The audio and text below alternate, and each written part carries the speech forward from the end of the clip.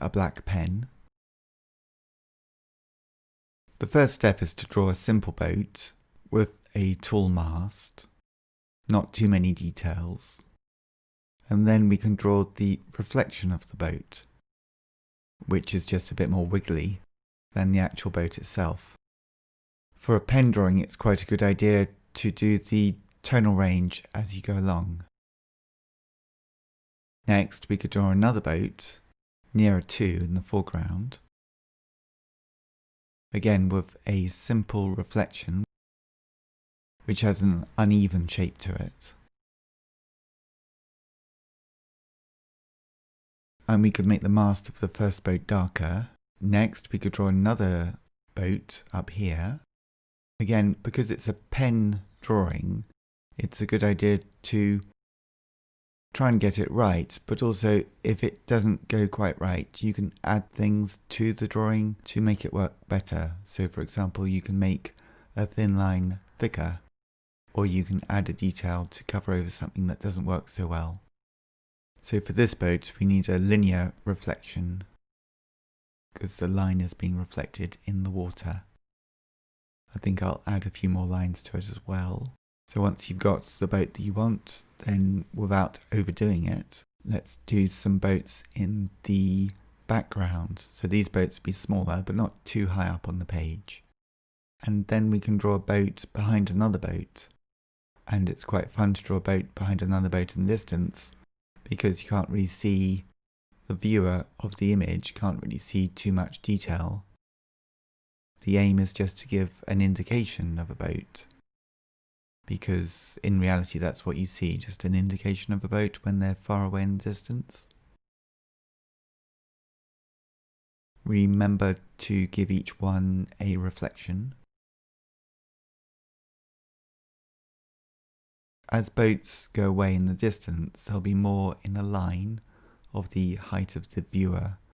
So with all of these boats, we're sort of looking down upon them a little bit. If you think about it, you can tell because we're looking inside the boats. We're not looking up at them.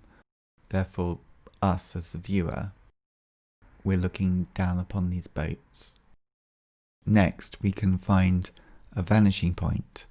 Now, because we're looking down upon the boats, the vanishing point can be a little bit higher than the boats we've drawn. I'll put it in the right-hand section of this drawing, above the boats but below the tops of the masts. We can use this one vanishing point to draw a basic house or building in 1 point perspective, more or less 1 point perspective.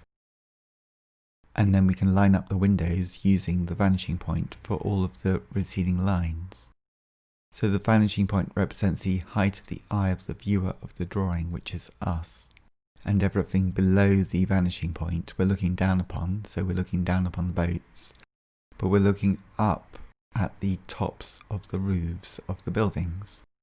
So we can just invent some buildings which are getting smaller as they recede towards the vanishing point, and we can just make a series of different sorts of buildings.